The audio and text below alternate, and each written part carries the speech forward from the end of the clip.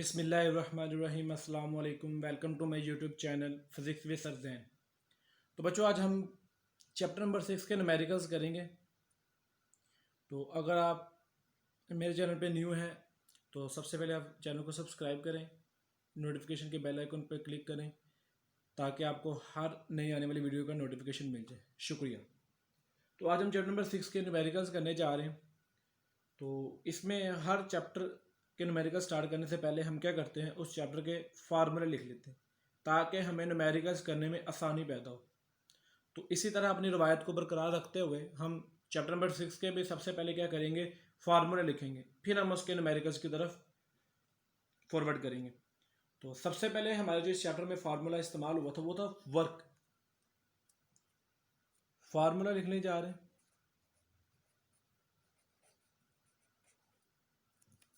Formulas, सबसे पहले formula आ जाएगा वर्क का। वर्क किसके इक्वल होता है? W is equal to force multiply by displacement. अगर इन टर्म ऑफ आपने एंगल लिखना है तो उसका फार्मूला बन जाएगा एफ एस कोस थीटा। ये था हमारे पास वर्क का फार्मूला। उसके बाद हमने पढ़ा था काइनेटिक एनर्जी। काइनेटिक एनर्जी का फार्मूला होता है 1/2 mv का स्क्वायर। फिर हमारे पास आ जाता है पोटेंशियल एनर्जी का। किसका फार्मूला आ जाता है? पोटेंशियल एनर्जी का। वो किसके बराबर होता है? mgh के इक्वल होता है। ठीक है। उसके बाद हमारा इसका लास्ट फार्मूला वो है पावर का। P is equal to work divided by time. The rate of doing work is called power. ये कुछ हमारे पास फार्मूले। सबसे पहले किसका फार्मूला? वर्क का। F S in term of angle लिखना हो तो एफ एस कोस थीटा। फिर है kinetic energy 1/2 mv square. M यहाँ पे मैस है, वी यहाँ पे वेलोसिटी है, स्पीड है। पोटेंशियल एनर्जी mgh, एच यहाँ पे हाइट है, एम मैस है, जी ग्रेविटेशनल एक्सेलरेशन है। P is equal to W/T। P यानी पावर, W वर्क और T टाइम।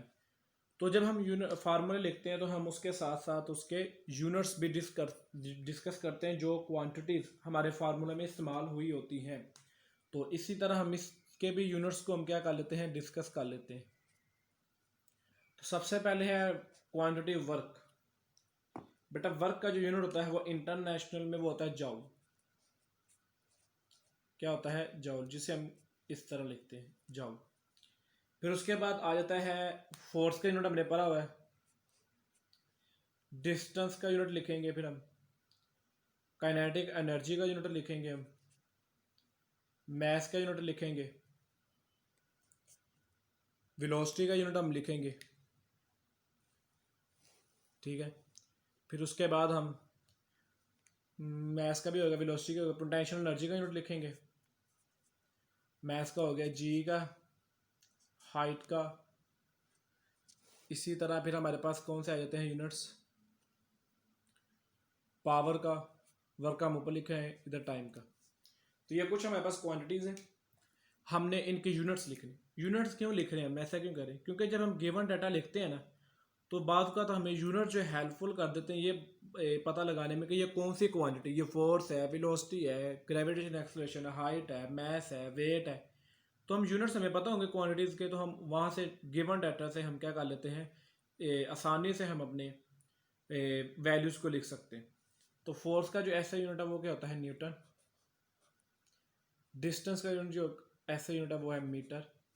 काइनेटिक एनर्जी है, एनर्जी का यूनिट जॉल है। काइनेटिक एनर्जी हो, मैकेनिकल हो, पोटेंशियल हो, जो सी मर्जी एनर्जी हो, उसका सेम यूनिट वो होगा जॉल, क्योंकि एनर्जी का यूनिट भी क्या होता है? जॉल होता है। मैस का यूनिट है किलोग्राम। पावर का जो ऐसा यूनिट होता है बेटा वो वाट होता है। क्या होता है? वाट।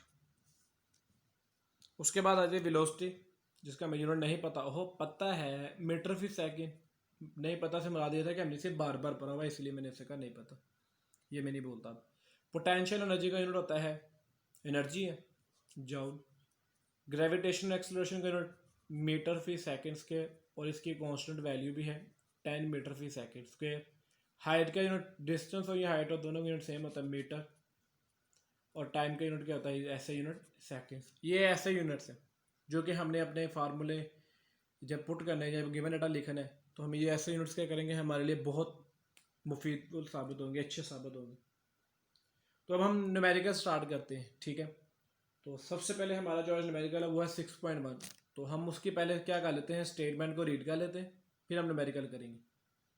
स्टेटमेंट में उसमें कुछ ये लिखा हुआ कहता है, a man has pulled a cart through a 35 metre applying a force of 300 newton, find the work done by the man. For example, मैं यहाँ पे एक छोटी सी एग्जाम्पल समझाने की कोशिश करता हूँ। ये मेरे पास कार्ट है, फॉर एग्जाम्पल फोर्स लगा रहा है, इसको उठा के लेके जा रहा है कोई आदमी, ठीक है। वो जो फोर्स लगा रहा है वो बेटा है 300 न्यूटन।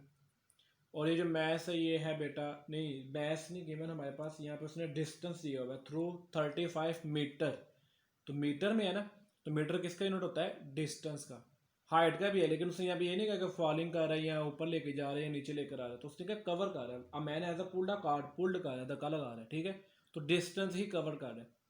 तो 35 मीटर हमारे पास क्या यहाँ पे डिस्टेंस है, और 300 यहाँ पे हमारे पास क्या है, न्यूटन एक फोर्स है, ठीक है। इस तरह वो हमारे पास गिवन डाटा मौजूद है। तो कहता है इससे वो क्या कहते हैं, वर्क कितना कर रहा है वो हमें चाहिए। तो सबसे पहले हम क्या लिखेंगे, हमारे पास क्या गिवन है, फोर्स, वो बेटा है 300 न्यूटन।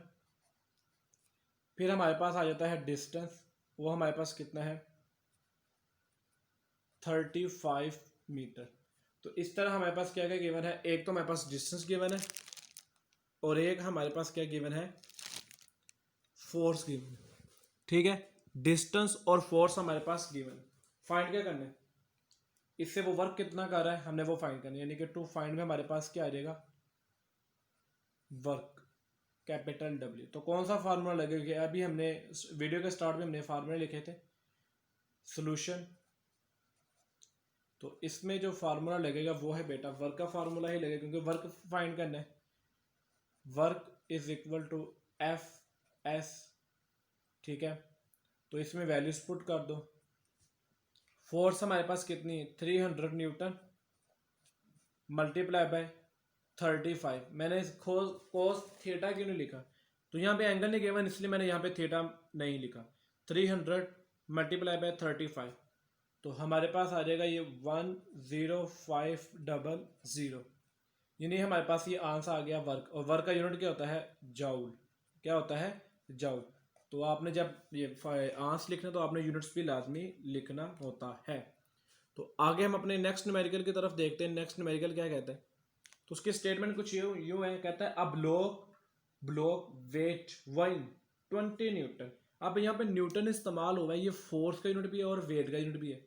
तो सर हमें कैसे पता लगेगा, ये यूनिट से आपने कहा था डाटा देखना है, तो बेटा पीछे लिखा हुआ वेइन यानी वेट, तो ये 20 न्यूटन वेट का है।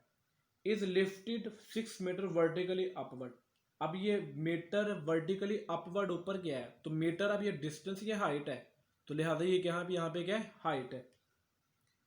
Calculate the potential energy. For example ये मेरे पास ब्लॉक है, ठीक है।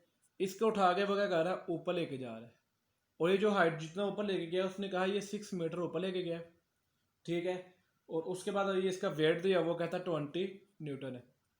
तो कहता है क्योंकि हाइट के लिहाज से पोजीशन चेंज हो जाएगी, जब पोजीशन चेंज होती है तो हमारे पास आती है पोटेंशियल एनर्जी। कौन सी एनर्जी आ जाती है, पोटेंशियल एनर्जी।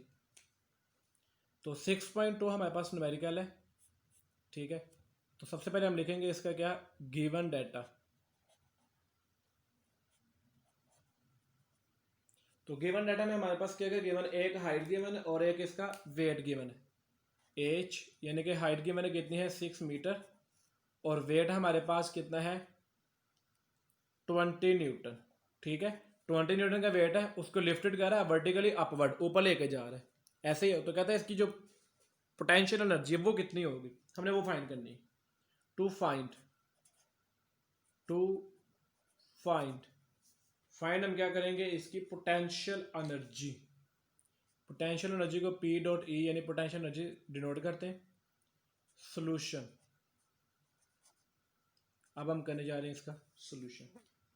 तो सोल्यूशन में सबसे पहले क्या लिखेंगे, इसका फार्मूला पोटेंशियल एनर्जी का हमने अभी वीडियो के स्टार्ट में फार्मूला लिखा था, वो क्या था, potential energy is equal to mgh। Potential energy is equal to mgh। तो पोटेंशियल एनर्जी मैस कितना, मैस तो हमारे पास है नहीं है, हमें उसकी जगह क्या दिया हुआ है, वेट दिया हुआ है। तो सबसे पहले हम क्या करेंगे, मैस निकालेंगे, फिर हम क्या करेंगे, इस पोटेंशियल एनर्जी में के फार्मूले में हम उस मैस को पुट करके हम अपनी वैल्यू को फाइंड आउट करेंगे। तो वेट गिवन है, क्योंकि वेट का फार्मूला हम लिखते हैं, तो वेट का फार्मूला के मुताबिक वेट किसके इक्वल होता है, W is equal to mg। Mass हमारे पास हमने फाइंड करना है, वेट हमारे पास कितना है 20 m, g हमारे पास कितना है 10। ठीक है, अब हमने क्या करना है, यहाँ से मैस फाइंड करना है। तो 10 ही तो उधर मल्टीप्लाई हो रहा है मैस के साथ, इधर आके क्या हो जाएगा, डिवाइड हो जाएगा। ठीक है, 20 डिवाइडेड बाई 10, तो मैस कितना आ गया 2 kg। अब हम क्या करेंगे, इस फार्मूले में वैल्यूज़ को पुट कर देंगे। तो मैस 2 kg आ गया हमारे पास। ठीक है, ऐसे ही है। तो potential energy is equal to, mass हमारे पास 2, जी हमारे पास 10 और एच हमारे पास कितना है 6 मीटर। 2 10 20, 6 एज इट इज, 6 2 12 और 0 7। तो पोटेंशियल एनर्जी निकाली हमने अभी। तो एनर्जी का यूनिट क्या होता है, जॉल। तो पोटेंशियल एनर्जी का भी क्या होगा, यूनिट जॉल होगा। तो इस तरह वो हमारे 2 न्यूमेरिकल कंप्लीट। अब हम आगे करते हैं अपने फर्दर न्यूमेरिकल्स को। तो नेक्स्ट न्यूमेरिकल हमारे पास 6.3। तो सबसे पहले हम क्या करेंगे, उसकी स्टेटमेंट को रीड करेंगे। अब हम अपना नेक्स्ट न्यूमेरिकल करने जा रहे हैं 6.3 numerical. A car weighing 12 kilo newton has speed of 20 metre per second, find its kinetic energy. एक गाड़ी है, ठीक है, उसका वेट है 12 किलो न्यूटन। वेट वहीं लिखा है, यानी वेट है, न्यूटन तो यूनिट फोर्स का होता है, लेकिन वेट का भी यूनिट न्यूटन ही होता है। तो पीछे उसने मेंशन किया हुआ ये वेट है, वहीं लिखा लफ्ज उसने। ठीक है, तो W is equal to 12 kilo newton. तो यहाँ पे किलो लफ्ज लिखा हुआ है, तो न्यूटन हमारे पास ऐसे ही नोट होता है। तो किलो में कितने 1000 आते हैं, 1000 आते हैं। तो 10 रेज की पावर 3 न्यूटन आ जाए, प्रीफिक्स है यहाँ पे किलो। और स्पीड हमारे पास दी है बेटा उसने 20 मीटर फी सेकेंड। कितनी दी हुई है, 20 मीटर फी सेकेंड। तो अब हमने फाइंड क्या करनी है, kinetic energy. To find kinetic energy हमने क्या करनी है, फाइंड करनी है। सॉल्यूशन, तो काइनेटिक एनर्जी का फार्मूला हमने पीछे लिखा था और डिस्कस भी किया था उसको। Kinetic energy is equal to 1/2 mv का स्क्वायर। तो काइनेटिक एनर्जी का फार्मूला लिख लिया, वैल्यूज पुट करेंगे हम इसमें।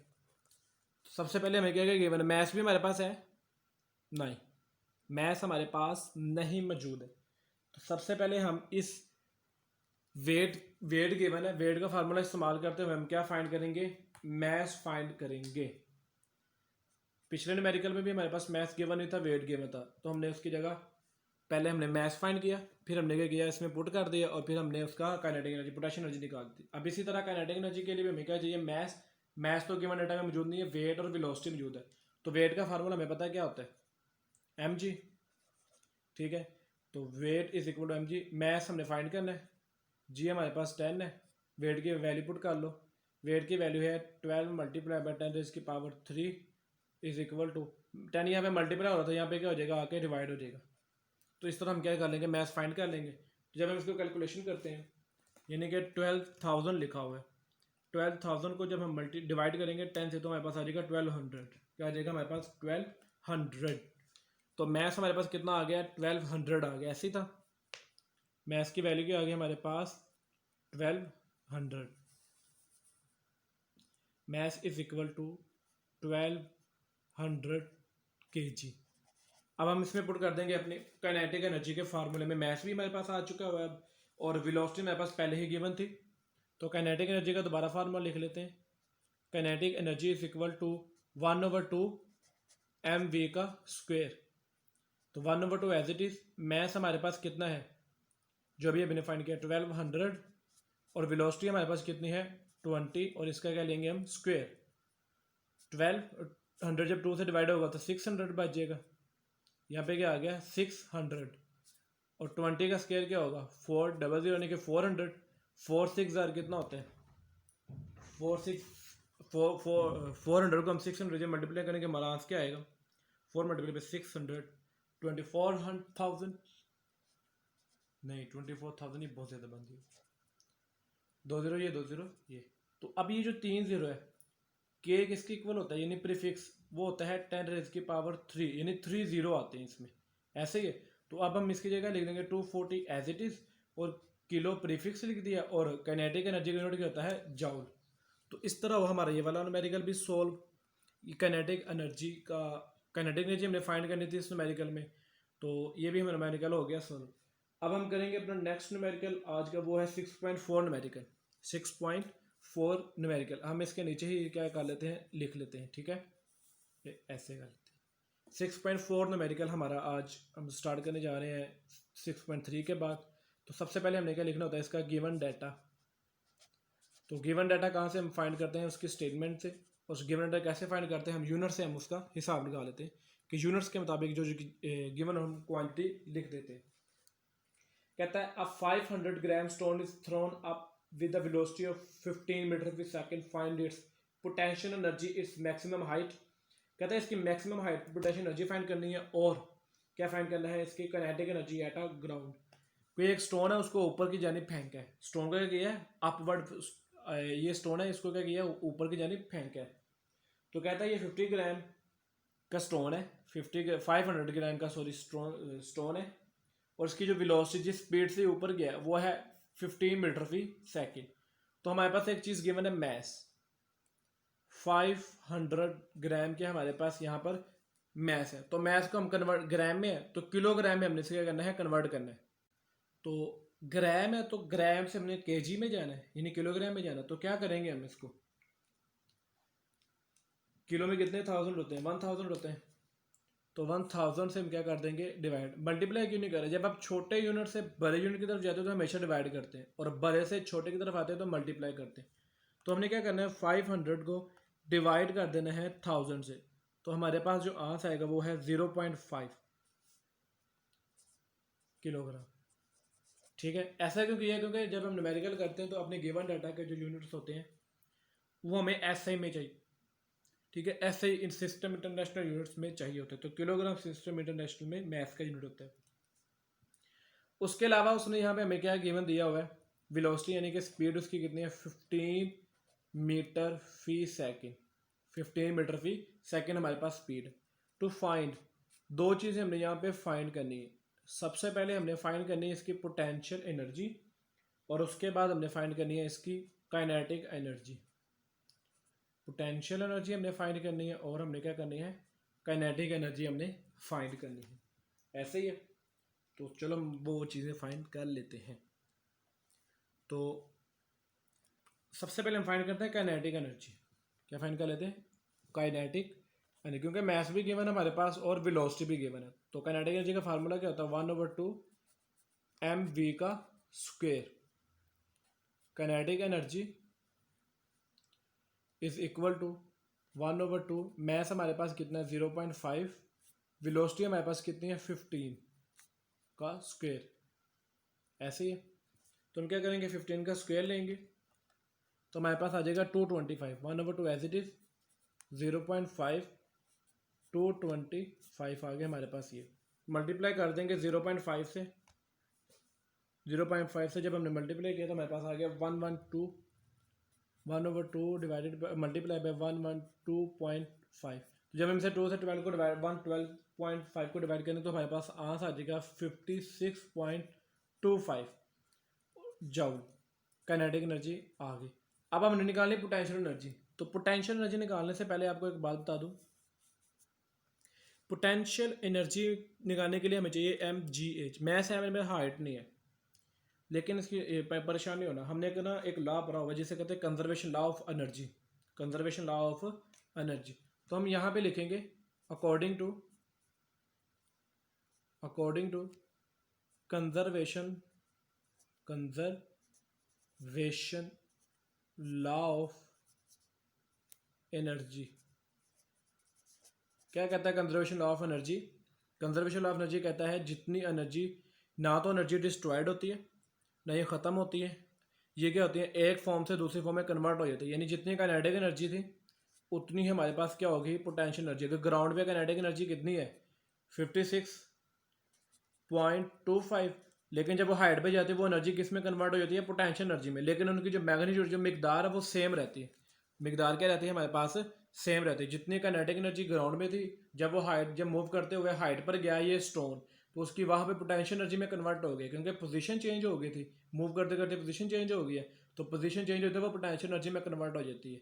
तो एनर्जी एक शक्ल में दूसरी शक्ल में तो जाती है, लेकिन अपनी मैग्नीट्यूड भी क्या रखती हैं, सेम रखती है। ठीक है, तो ये आज के हमारे इस क्लास में हमने ये 4 न्यूमेरिकल समझे चैप्टर नंबर 6 के। इंशाल्लाह हम नेक्स्ट क्लास में मिलते हैं। आपको अपना ध्यान रखिएगा, और अगर आप मेरे चैनल पर न्यू हैं तो चैनल को सब्सक्राइब करना मत भूलिएगा। अल्लाह हाफिज़।